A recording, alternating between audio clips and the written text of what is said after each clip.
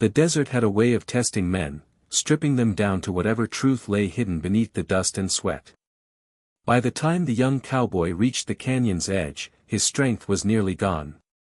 His horse stumbled beneath him, flank streaked with blood from the bullet that had grazed its side, and another that had struck its rider. He'd been ambushed by raiders near the border, and though he managed to fight them off, one final shot had caught him in the shoulder. The world blurred into light and heat and pain. He didn't remember falling. Only the whisper of wind through the canyon, and the faint sound of running water. When he woke, everything was different. The first thing he felt was the coolness, damp cloth pressed to his chest. The second was a voice, soft but firm, speaking words he didn't understand. The voice belonged to a young Apache woman kneeling beside him, her dark hair spilling over one shoulder, her hand steady despite the blood she was cleaning away. Her eyes, deep, unblinking, studied him not with fear, but curiosity. Another woman sat nearby, older, likely her sister or kin, grinding herbs and whispering something that sounded like a prayer. Smoke from the fire curled upward, mixing with the scent of sage and damp earth. The cowboy tried to speak, but the pain made his voice rough. Where am I?" The younger woman tilted her head, not answering. Instead, she lifted a finger to her lips, then pressed a hand gently against his chest, urging him to stay still. Her touch was warm, grounding. The gesture was simple, but something in it disarmed him completely. Through the flap of the tent, golden light flickered as evening fell. He could see figures moving outside, shadows of warriors, the sound of drums carried by the wind. Fear should have taken him then, knowing he lay among those who had every reason to hate him. But when the girl dipped a cloth again and wiped his brow, he felt only calm. Hours later, as darkness deepened, a tall man entered, the Apache chief. His presence filled the tent. He looked at the cowboy in silence for a long time, then spoke to the two women. The younger one bowed her head slightly before translating, her English clear but deliberate. "My father says you fought bravely," she said. "You did not kill the child you could have. You saved him instead." The cowboy blinked, struggling to piece together the memory, the boy he had dragged from the gunfire, shielding him with his own body. The chief's voice rumbled again. The woman continued, "You are safe here. You will be treated as guest. A guest. Not a prisoner. Not an enemy." As the chief left, the younger woman lingered a moment longer. Her gaze met his again, steady, unreadable, but soft at the edges. "Rest," she murmured. "You are not dead yet." And with that, the cowboy closed his eyes, the pain easing, his heart caught between disbelief and the strange calm that came from the touch of a woman whose name he didn't yet know. Morning came quietly, with the soft hiss of wind against the canvas tent and the smell of wood smoke lingering in the air. The cowboy stirred awake, his shoulder bandaged tight, the pain dull but steady. He blinked up at the roof of woven hides, listening to the distant murmur of life outside, children's laughter, a woman's song, the faint rhythm of tools shaping stone. He wasn't dead. And somehow, he wasn't a captive either. When he tried to sit, the flap opened, and the younger Apache woman entered. She carried a bowl of broth and herbs, her steps silent as shadow. The firelight played across her face, calm, poised, and beautiful in a way that didn't ask to be noticed. She handed him the bowl without a word. He hesitated. You speak English?" he asked softly. Her lips curved into a near smile. "Some," she said, her accent smooth and musical. "My name is Naya." The cowboy nodded. "I'm Luke." For a moment, that was all, two names hanging in the air, bridging the space between stranger and something not yet defined. Before he could ask more, the tent flap lifted again. The man who entered needed no introduction. He was tall, broad-shouldered, with a face weathered by time and battle, the chief. His hair, streaked with silver, was tied with leather cords, and his eyes carried the weight of a man used to both command and loss. Luke stiffened instinctively, trying to rise. But Naya touched his arm, a gentle press that urged him to stay seated. Her touch lingered just long enough to steady him, and then she stepped aside. The chief studied Luke in silence. Then he spoke in Apache, his voice deep and measured. Naya translated. My father says he saw you protect a child not your own. You were outnumbered. You could have run, yet you stayed. Luke swallowed. The boy was scared, he said quietly. Didn't seem right to leave him. The chief listened, his gaze unblinking, then nodded once, a gesture of respect, not obligation. More words followed, carried on the deep timbre of his native tongue. Naya hesitated, then said, he says a life saved is a debt owed. Our law is old, but it stands. You will be given what you have earned. Anything you ask. The words hit Luke like a weight he didn't know how to carry. He stared between them, the proud chief, the calm daughter, unsure if this was gratitude or a test. He shook his head. I don't want payment. Just to heal, and leave when I can. Naya translated, but her father only crossed his arms, speaking again, slower, sterner. He says, she continued softly, a man who refuses reward dishonors the gift. You will think on it. When the sun sets, you will answer. The chief left then, leaving the tent heavy with meaning. Luke stared at the fire, feeling the weight of old customs he barely understood pressing down on him. Naya knelt beside him again, stirring the herbs into the broth. You are brave, she murmured, almost to herself. But you do not know what such offers mean, here. Their eyes met, hers full of quiet warning, his filled with curiosity and something deeper, something he couldn't name yet. Outside, the wind shifted through the camp, a low, haunting sound, as if the desert itself was waiting to see what he would choose. By the time Luke could walk beyond the tent, the desert sun was already low, painting the sand with copper and rose. The Apache camp hummed with quiet life, women grinding maize, children chasing one another between the brush huts, men returning from the hunt with solemn nods and tired steps. Everywhere he turned, eyes followed him. Some with suspicion, others with curiosity. He was the outsider, the cowboy who should have died on their land, yet was saved by their chief's word.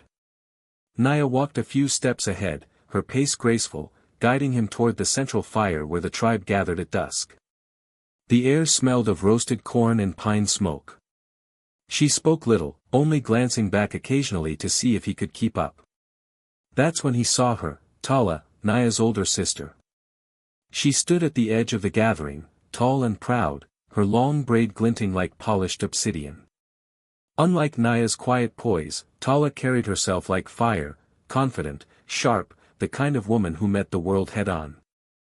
She watched Luke approach with folded arms and a look that measured every step he took. So this is the man my father calls brave, Tala said, her English crisp and teasing. He looks more like a boy who got lost in the desert. A few nearby warriors chuckled. Luke managed a small grin, tipping his hat slightly. Ma'am, I suppose that makes two of us lost, I just had the worst direction. Her lips curved, half amused. You have a tongue quick enough to get you in trouble here. Before he could reply, Naya stepped beside him, her tone soft but firm. Tala, he is still healing. Tala shrugged. Then he can heal while learning not to stare so much. Luke blinked, caught off guard, then realized she was teasing again, though her gaze lingered just a little too long. As the fire crackled and shadows lengthened, the chief joined them, speaking briefly in Apache before retreating to his seat. Naya motioned for Luke to sit near her, and for the first time, the three of them shared space, the two daughters of the chief, and the foreigner whose presence disturbed the stillness of their world. Tala passed him a bowl of stew, watching as he tasted it. Not too strange for your tongue, she asked. He smiled. Best thing I've eaten since I got shot, ma'am. That earned a soft laugh, from both sisters. It was the first moment that didn't feel like a test. As the evening deepened, Naya began stringing beads into a necklace. Luke found himself watching her hands, the precision, the calm rhythm. Beside her, Tala carved patterns into a wooden handle, the blade flashing with each flick of her wrist. Two sisters, light and flame. One watched him quietly, the other challenged him openly. And between them, he felt the stirrings of something he couldn't yet name, a pull not of desire, but of connection. When he finally looked away, he caught Naya's gaze, steady, unguarded, soft in the glow of firelight. She didn't smile, but her eyes said enough. That night, long after the fire had burned low, Luke lay awake listening to the camp's quiet heartbeat. He could still hear Tala's laugh echoing faintly, and see Naya's eyes when the firelight touched them, warm, knowing, and dangerously unforgettable. The chief had offered him anything he desired. Luke was beginning to realize the hardest part wouldn't be refusing, it would be choosing what his heart truly wanted. Days passed, each one slower and quieter than the last, enough for Luke's shoulder to mend, and for the walls of silence between him and the Apache camp to ease. He'd begun helping where he could, fetching water from the river, repairing tools, tending to horses. The people still watched him with cautious eyes, but their stares softened with time. It was Naya who bridged the distance most often, not with words, but with patience. One afternoon, as the sun began to lower over the canyon rim, she found him near the horses, brushing the mane of a bay mare. He turned when she approached, surprised to see her holding a smooth, flat river stone and a piece of charcoal. "You said you read and write," she said quietly, her English hesitant but careful. "Show me." He smiled. "Sure. What do you want me to write?" She hesitated, then knelt beside him, the stone resting across her knees. "My name. In your letters." Luke crouched down, the space between them small enough for him to smell the faint scent of smoke and wildflowers in her hair. Slowly, he wrote, Naya. She traced the letters with her fingertip, whispering the sounds. Naya. "That's right," he said softly. "Now, my turn. How do you write Luke in Apache?" She thought for a long moment, then smiled faintly. "We do not write it. We say it, Luka. It means, strong wind." He chuckled. "Strong wind, huh? I've been called worse." Her laughter was quiet but warm, carrying on the breeze. For the first time, it wasn't awkward, it felt shared, easy. As twilight deepened, they stayed by the river, exchanging words. He taught her English ones, river, star, sky. She returned with the Apache, to Goli, Yati. Their voices blended, sometimes stumbling, sometimes teasing. When the first stars appeared, she looked up and said, "In our tongue, we call that one Shashanai. The bear star. It guards the night." Luke followed her gaze, nodding. "In mine, we call it the North Star. Guides you home when you're lost." She turned to him, eyes reflecting the starlight. "Maybe both are true." For a long moment, neither spoke.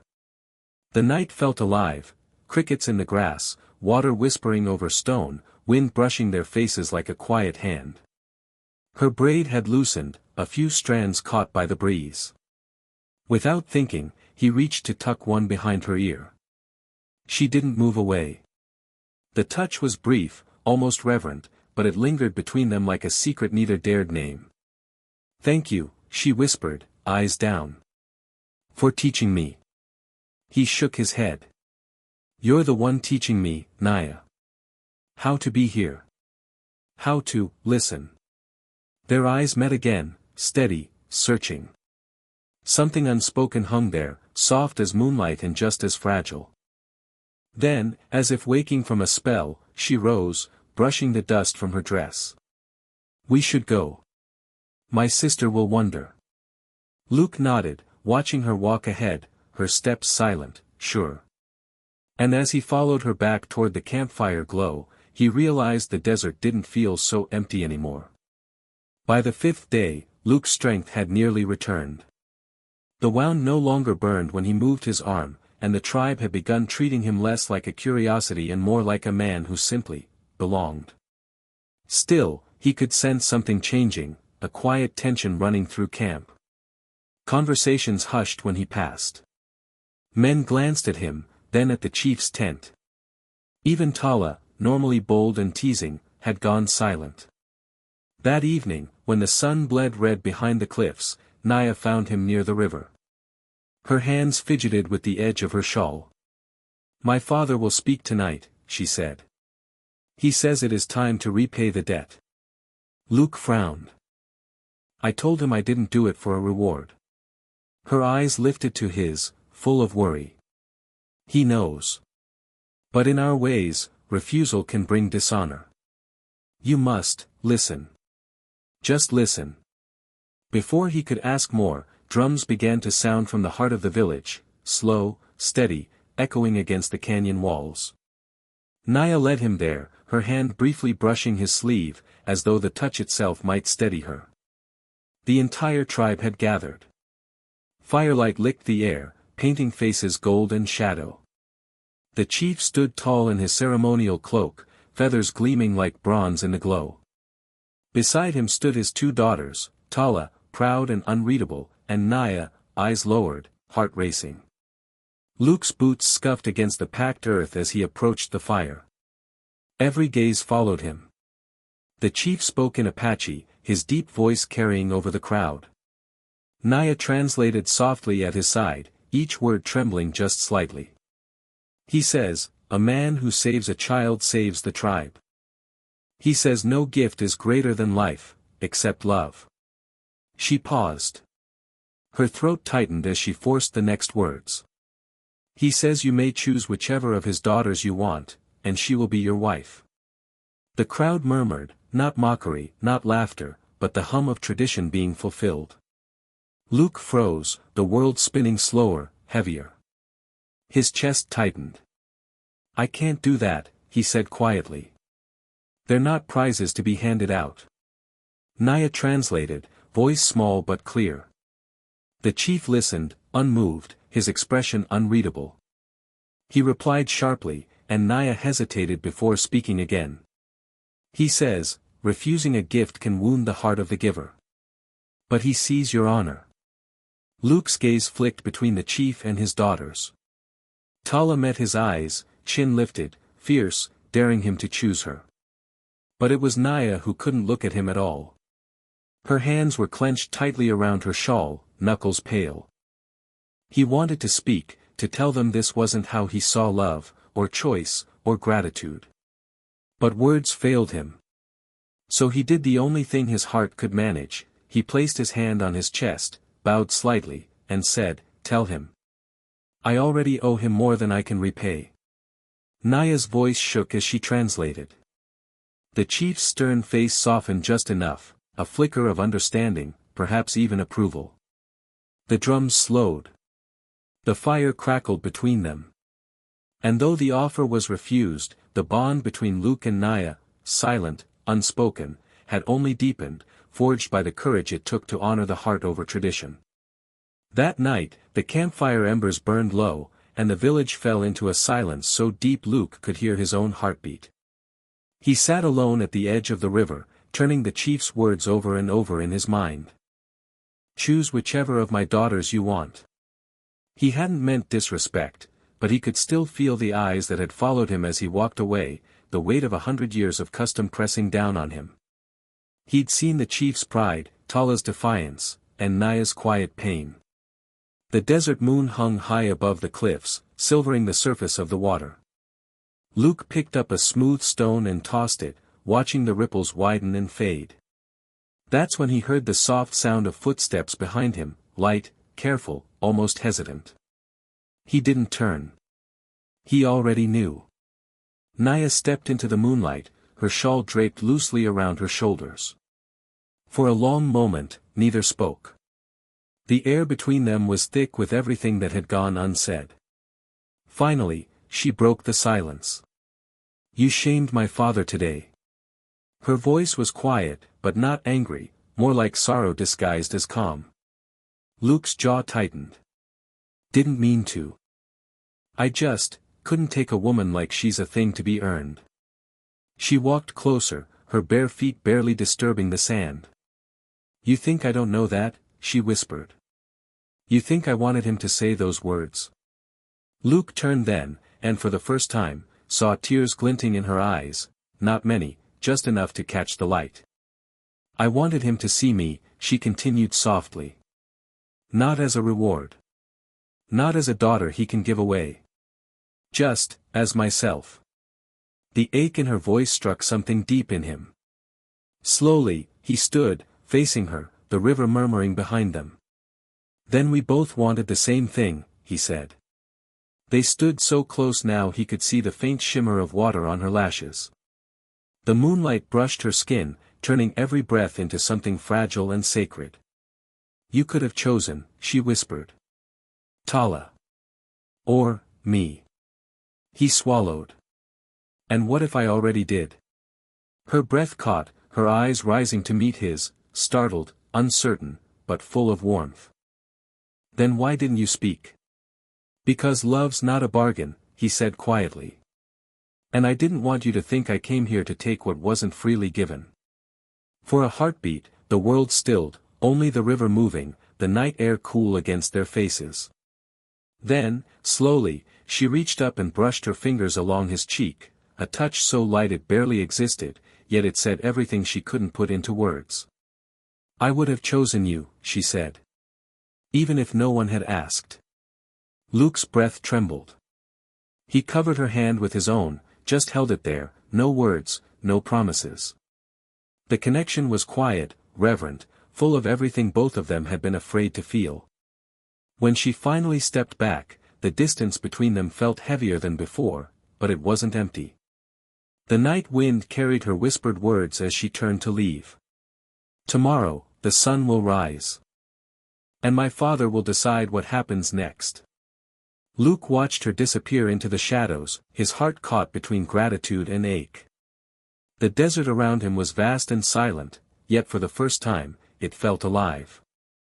He looked toward the faint shimmer of dawn along the horizon and knew that before this ended, something inside him, perhaps both of them, would have to change forever. Dawn came quietly, the kind of dawn that paints the desert in gold and silence. The smoke from last night's fires still drifted above the camp, thin and ghostlike. Somewhere, a drumbeat echoed once, then faded into the distance. Luke rose before the sun fully breached the horizon. His decision had already been made, though it weighed on him like the desert heat. He saddled his horse slowly, every movement deliberate, steady, the way a man moves when he knows leaving will cost him more than staying ever could. The camp began to stir. Warriors stepped from their huts, women began tending fires, and then, as if drawn by instinct, the chief appeared. His bearing was unchanged, proud, commanding, but his eyes held a kind of watchful calm. Behind him stood Tala, arms crossed, expression unreadable, and Naya, her shawl drawn close around her, eyes downcast, yet glowing faintly in the sunrise. Luke took a breath and walked toward them. Every step felt heavier than the last. The chief spoke first, his voice deep and solemn. Naya translated, her tone soft but unsteady. My father says you may leave when the sun is full. He thanks you for your courage. And for your honesty. Luke nodded respectfully. Tell him the thanks is mine. His people, they gave me more kindness than I deserved. Naya relayed the words, but the chief lifted a hand, speaking directly to Luke in rough but clear English. You refused gift once. But gift still waits. Not from pride. From heart. Then, in front of the tribe, he turned to Naya and gently placed her hand into Luke's. The moment froze. The air itself seemed to hold its breath. Naya's eyes flicked up to meet Luke's, uncertain, tearful, radiant. The chief stepped back without another word. The message was clear, this was no debt, no bargain. It was permission, born not of duty, but of understanding. Luke squeezed her hand lightly, almost afraid the moment might vanish if he held too tightly. I don't know if your world and mine can fit together, he said softly. But I'll spend my life trying, if you'll let me. Naya's answer was a whisper, carried by the wind. Then we try. Tala watched them in silence, a faint smile ghosting across her lips, not envy, but peace. She turned away, disappearing into the camp, leaving only her sister's soft laughter behind. As the sun climbed higher, the tribe gathered to watch Luke mount his horse. Naya stood beside him, her hair catching the light like dark silk. Without a word, she reached up and touched his arm, a gesture small enough to seem ordinary, yet filled with promise. Luke extended his hand. "Ride with me." She hesitated only a heartbeat, then took it. Together, they rode toward the rising sun, the camp shrinking behind them until it was no more than a shimmer in the distance. The wind caught her shawl, wrapping it briefly around him. He glanced down at her, her head resting lightly against his shoulder, her eyes closed, her smile soft and real. For the first time in a long while, he didn't feel like a wanderer or a stranger. He felt home. And though the desert stretched endlessly before them, the journey no longer seemed lonely. Because in the heart of the land that had nearly killed him, he had found the one soul who made him want to stay alive.